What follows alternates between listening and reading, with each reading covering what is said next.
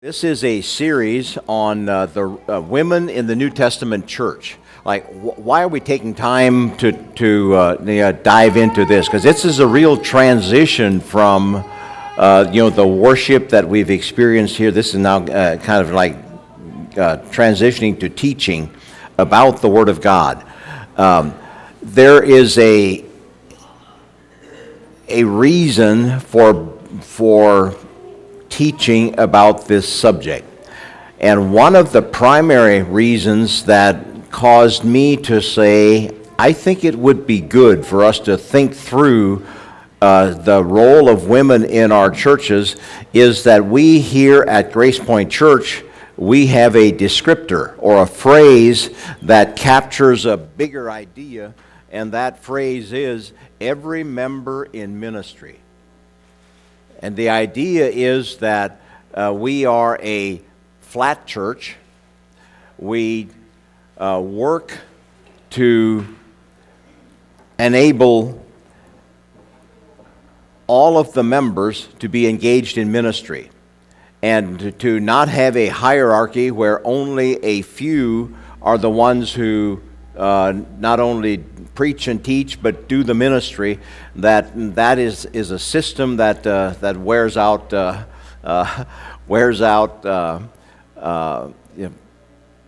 ordained brethren, and it's completely unnecessary, or like it's not the biblical pattern. The biblical pattern is that we equip the saints for works of ministry, and so every member should be involved in ministry.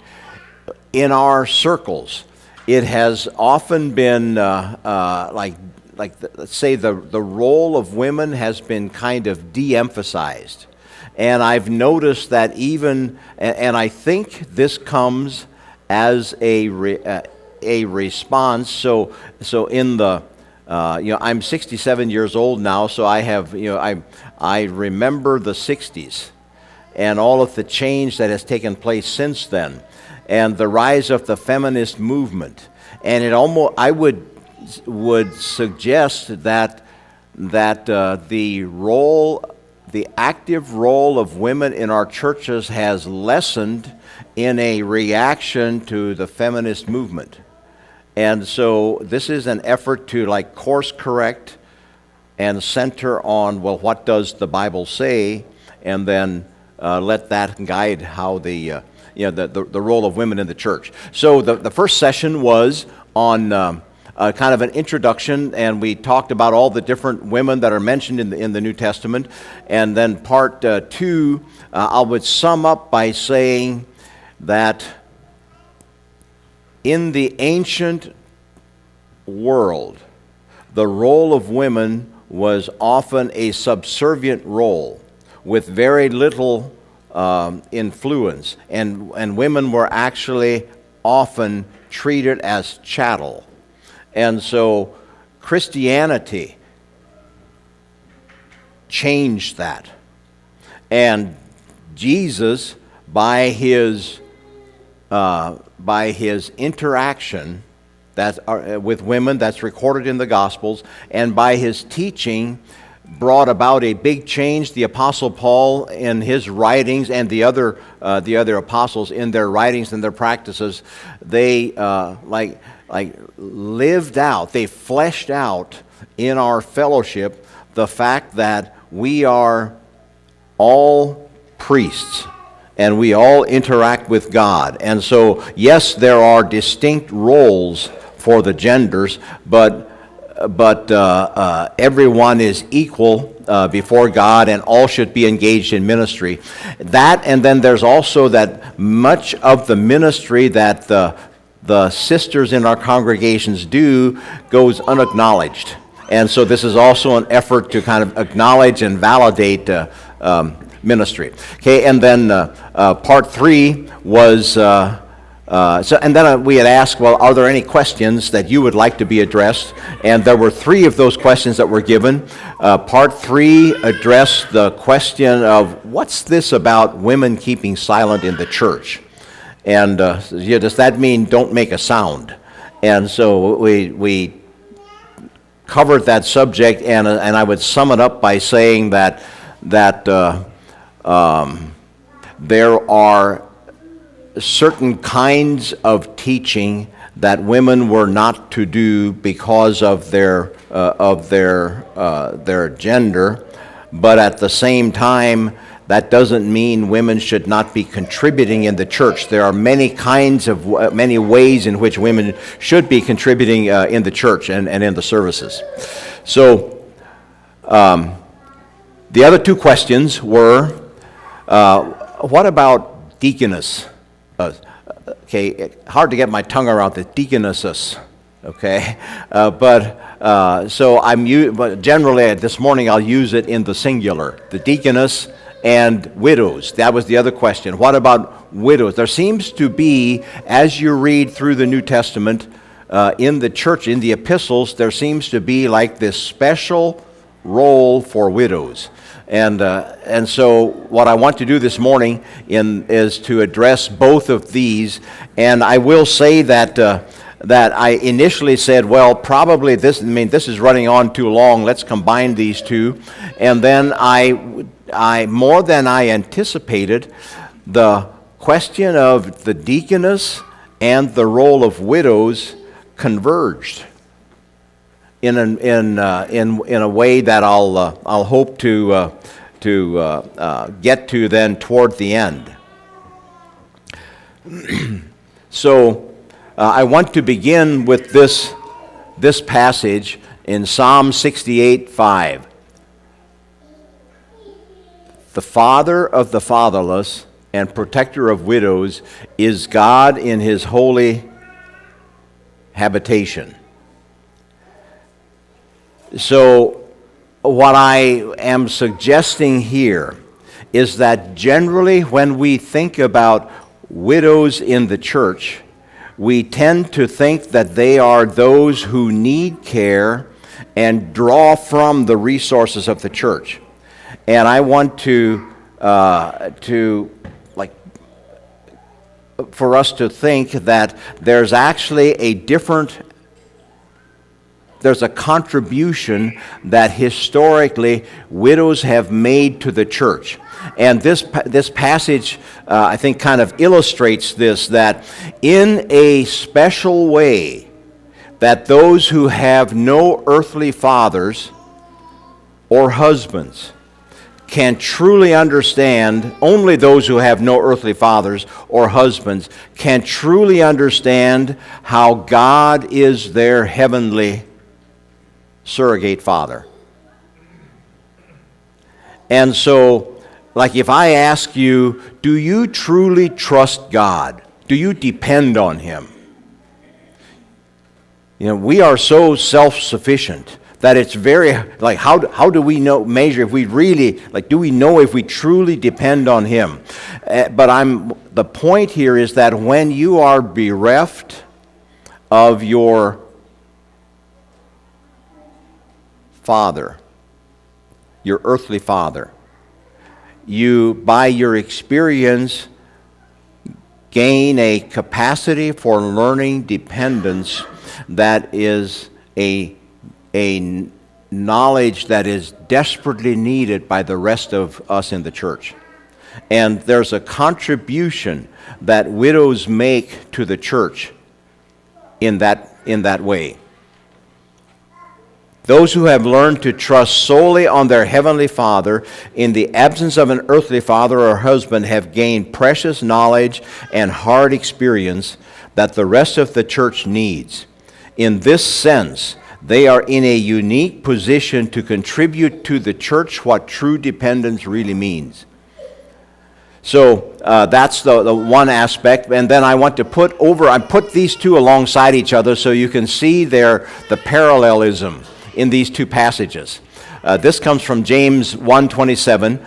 So if I would say to you, what is real religion? What is really living for God?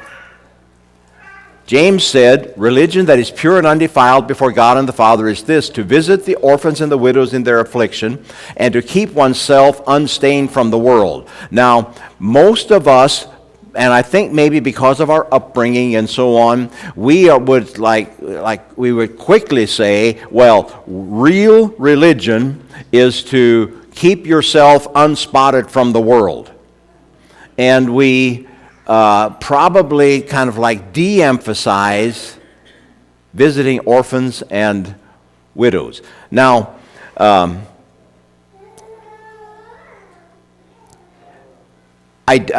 we should not read this passage here as James, like in a kind of in a freestanding one-off suggestion. He's saying, okay, so what does it really mean to be a Christian? Well, it means visiting the sick, and it means keeping themselves unspotted from the world. These are actually illustrations that flow from the text. And the text earlier says, basically, don't be a hearer of the word and not a doer. And out of that flows, okay, so then what should we be doing? And so this is actually like an illustration. Don't be a hearer only and not a doer, like someone who this is the kind of thing that they will do. And by citing the widows and the orphans, he's basically saying that if you actually act upon your faith and don't just hear and then walk away, you will be inspired to live selflessly in order to care for others who have a special need. And this is also not just a fictitious example. I think he was citing a real world need. So, by the way, also so in our upbringing, we've had this teaching and training where one of the roles of the deacons is to go visit the widows, and so we've kind of like made this visiting the widows. One evening go there, and it doesn't say how long you should stay. In fact, I heard of one deacon in Lancaster County who was known to, they had 9 widows in the church, and he could get them all on one evening. And so, but the point is that the Strong's Concordance says the primary words mean to inspect, or by implication to select, and by extension to go to see, to relieve, to look out. The NIV actually says look after. And so we should not think this is just like visiting. It's much more meaningful. So, okay, let's move on here, then talk about, now I'm going to cover first the widows, and because there's a kind of, instead of the deaconess, there's a natural kind of flow here. So, who are widows? I'm always hesitant these days because of the way in which you all can do fact-checking while I'm up here talking, to be very careful to not say the Hebrew word means. So my research here is limited to reading what others have written that do understand Hebrew, and I'm not even going to attempt to pronounce that word that's underlined, almana, something to that nature. In the Hebrew Old Testament, that's the term that is often used to define define what is in the Greek New Testament called widows. And so the meaning is that it's one who, like the root word it comes from one that is unable to speak. And the idea is that in the ancient world, when a woman's husband died, she lost her voice. And someone else would need to speak for her or speak on her behalf. So these were the widows in the Old Testament, and there's no time to dive into, that you already know how that one, like the instructions that were given by God, how to care for widows and so on in the Old Testament. So in the New Testament, in the Greek New Testament, we have the word is translated widow. And so I'm just, for the sake of time, I'm going to say that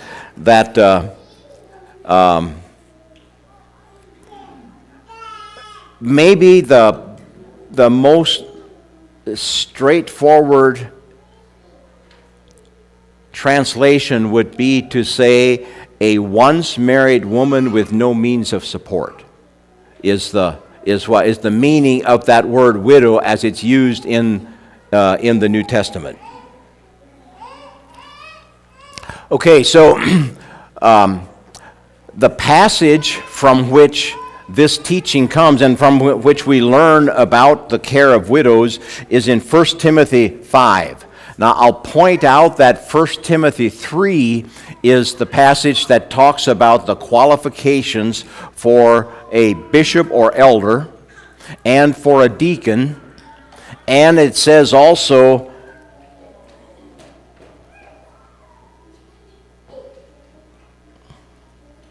their wives likewise. So make note of that. We'll come back then to that later.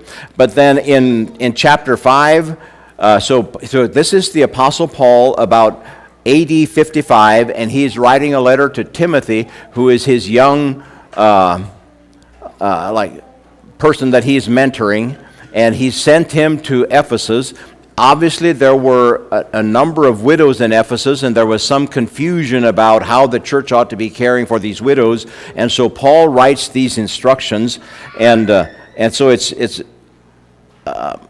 verses 3 through 16. Okay, are these instructions. And I'm not going to take the time to read through them, but there are some key points, and the key points come in 3 different groupings of verses. So the first one is comes from verses 3 through 8. And I'll sum this up by saying that Paul writes to Timothy and says the church should make a difference between widows with families and those without. Okay? And then from verses 9 through 12, we see that there was an enrollment list for older widows unlikely to remarry, who received church support because they had no families. Okay, and then he gives guidance about who should be added to that list. For example, they need to be at least 60. Now, I found that kind of interesting because the life expectation was not that high, not like it is today when people routinely live to be 80 and 90.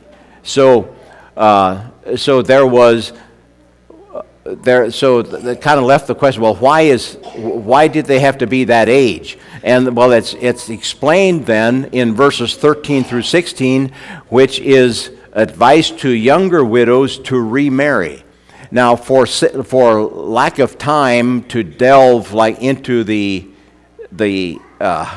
into each verse, I'm trying to sum this up by saying that there is this kind of like a strange verse here that as you, maybe it's not to you, but as I've read this over the years, I've always wondered what exactly does that mean, so I'll propose a meaning to you this morning here. I'm reading here from verse 11, which says, "But refuse to enroll younger widows, for when their passions draw them away from Christ, they desire to marry and so incur condemnation for having abandoned their former faith." Well, what's this? Is he saying that if they remarry, they're leaving Christ and abandoning their faith? Besides that, they learn to be idlers, going about from house to house, not only idlers, but also gossips and busybodies, saying what they should not. So here's the background, the backstory to this, is that remember the passage in 1 Corinthians 7 where Paul is saying this. I always get a kick out of this. This is like this very realistic truth, that the husband that is married will seek to please his wife. A wife that is married will seek to please her husband. And it's implied instead of Christ, because the duties of life actually mean that you can't devote your full attention to serving Christ like you could before. And so that doesn't mean marriage is bad. It's just saying this is realism. And so what this passage actually means is that So there was a list of those who were dependent upon the church for support. And when you look at the qualifications to be on that list, you had to be a person that had done good works and was doing good works. And so the idea is that these widows, it was kind of like there was a ministry for widows to widows. These widows were engaged in visitation, visiting the sick, caring for the sick, do all the kinds of things that, and they kind of took a vow of I won't get remarried, because they were of an age when they probably wouldn't get remarried. And so what Paul is saying, that I don't think you should put these younger widows on that list and require them to take that vow. And so it's not, because if they engage in this ministry of visitation and helping, and then they get married, now they have a husband to care for, and it's not that they're leaving Christ, but they're distracted from the ministry they otherwise would have done. And so, and in a sense, they break their vow or their commitment. So that's what's underlying this.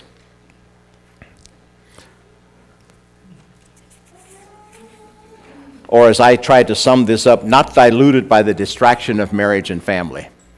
So I'm not sure, those of you that are contemplating marriage, what you are thinking about this. But sharing some realism here. Okay, so the summary. A widow's children are... So what should we learn from this passage? A widow's children and extended family have the first duty of caring for their widowed mother, grandmother, and so on, so the church is not burdened by their care to where there are inadequate resources to care properly for the widows who have no other support. The King James Version calls them widows indeed, or the ESV says real widows.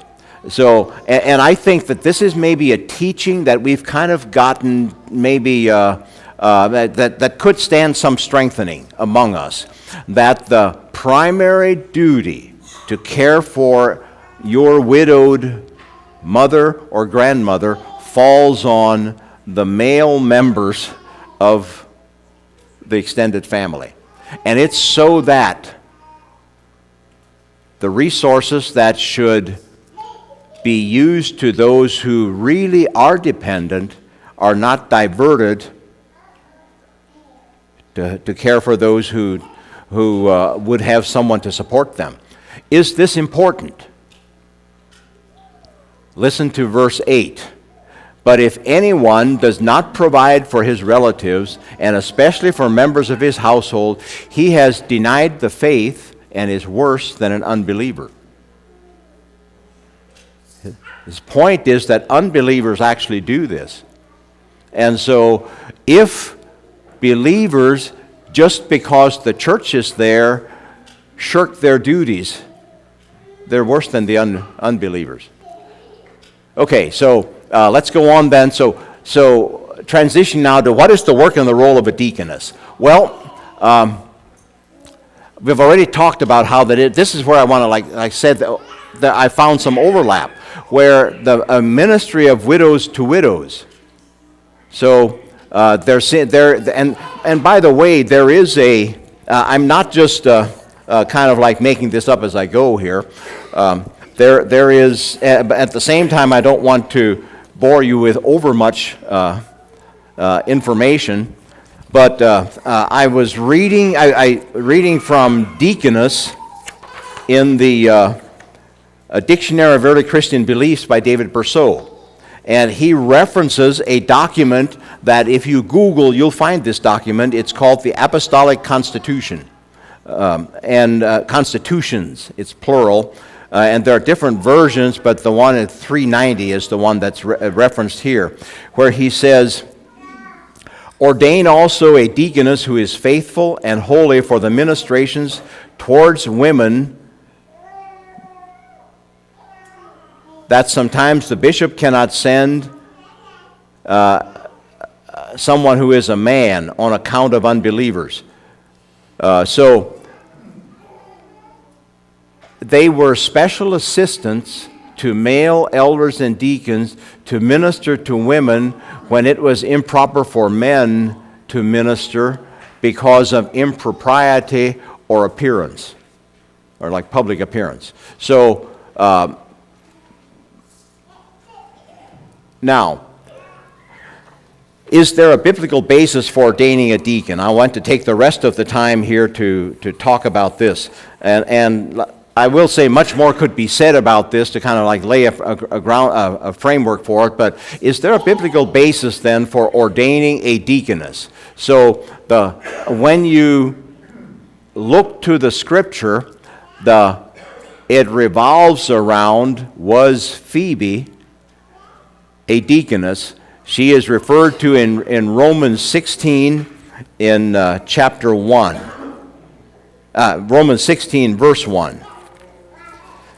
Where the text reads, I commend to you our sister Phoebe, a servant. I'm reading in the ESV. A servant, and there's a footnote, and then it says in the footnote, or deaconess of the church at Cenchreae, that you may welcome her in the Lord in a way worthy of the saints, and help her in whatever she may need from you, for she has been a patron of many, and of myself as well. So why does the text say a servant or a deaconess? So the word that is translated in the Greek for deacon comes from a transliteration. In English, it's a transliteration of the Greek word diakonos. So there are like some variations of the word diakonos in Greek. But the point is that through the New Testament, the word diakonos sometimes is translated to serve or to minister, and other times it's translated deacon. Like when Paul writes about ordaining deacons, it's diakonos. But when he writes about Phoebe, it's diakonos. So the question is, well, does that mean then that we should ordain deaconesses? So follow with me here. I'm going to zoom through this in just a few minutes, but there's kind of like well, that, then, if that, then this, okay? So I'll draw this to a conclusion. Is there a biblical basis for ordaining a deaconess? It is clear from Scripture and early church history that the role of female assistants to male deacons and elder bishops was practiced. That's through the early church writings you can find that. It is not clear whether female assistants were ordained to a church office in the same way that the deacons were. It is significant that the Dordrecht Confession of Faith of 1632, which all Amish and some Mennonite churches use today, names deaconesses among the church offices. And I'm reading here from the Dordrecht Confession of Faith, Article IX, of the election and offices of teachers, deacons, and deaconesses in the church. And then it talks about also that honorable aged widows should be chosen and ordained deaconesses, that they may, with the deacons, visit, comfort, and care for the poor, the feeble, the sick, sorrowing, and needy, as also the widows and orphans, and assist in attending to other wants and necessities of the church to the best of their ability.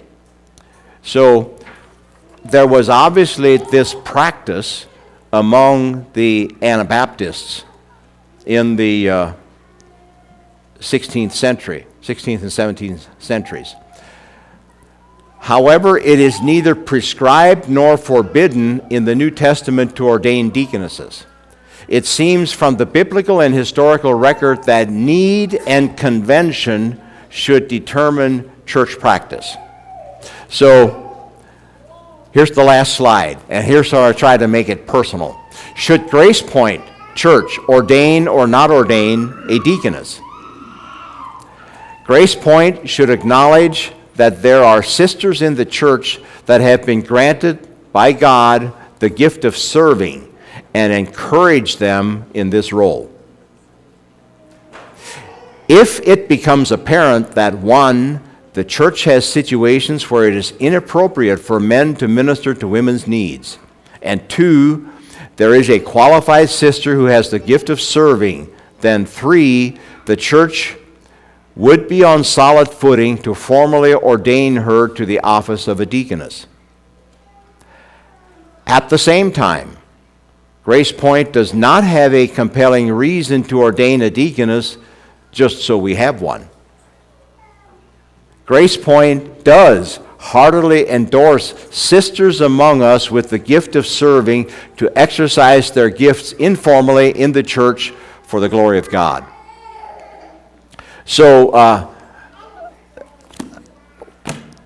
we'll open it up for questions. If there are there any questions or comments anyone would make about this? Like I said, I'm rushing through this subject of a deaconess, and I would say that if Grace Point Church did decide to formally ordain a deaconess, then we should give more time and study than just one person, myself, in one 15-minute or 10-minute session.